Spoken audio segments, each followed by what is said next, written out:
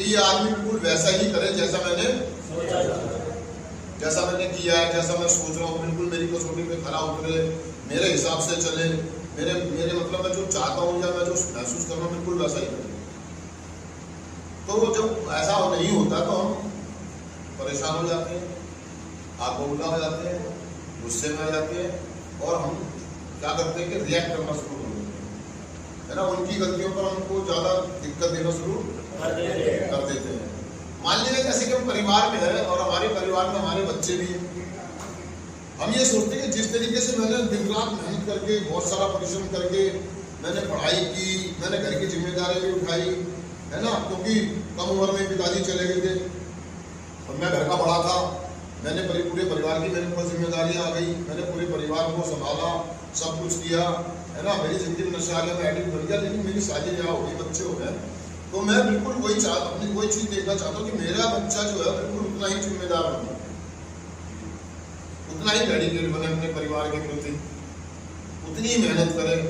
और जब वो हमारी कसौटी पे खरा नहीं उतरता है या हमारी उम्मीदों पे खरा नहीं उतरता है तो हम उसके साथ दुर्व्यवहार करते हैं, और हम चीखते हैं, चिल्लाते हैं, उसको परेशान करते हैं।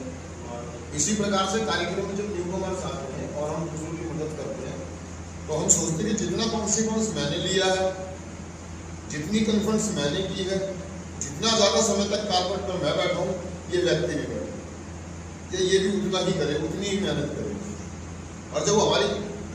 उम्मीदों पे खरा नहीं उतरता, अपेक्षाओं पे खरा नहीं उतरता है तो हम गुस्से में आ जाते हैं, निराश हो जाते हैं,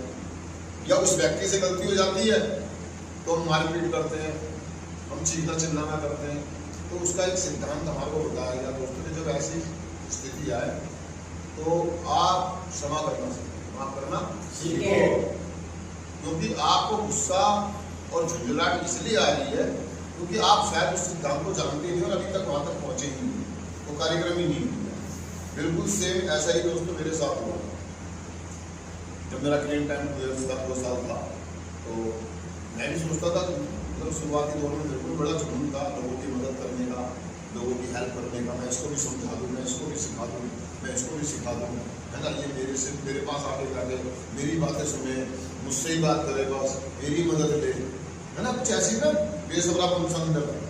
जल्दबाजी, बेसब्रापन, उतावलापन, या ये कह लो हाय